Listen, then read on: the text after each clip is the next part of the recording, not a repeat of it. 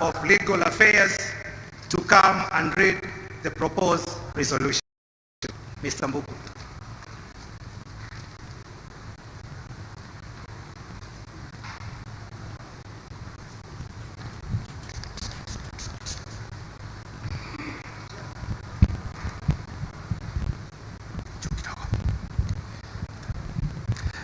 Your Excellency, President of the Republic of Kenya, Uhuru Muigai Kenyatta, and Party Leader of Jubilee Party, honorable delegates, guests, ladies and gentlemen, kazi yangu hapa ni fupi, itakuwa ni ya kuwasomea mapendekezo ya National Executive Committee ambayo nitawasomea na nitawauliza wanaounga mkono waunge mkono na wasiounga mkono wataje lao.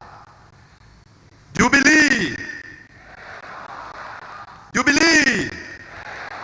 Wana delegate wote mpo? Wana delegate wa Mombasa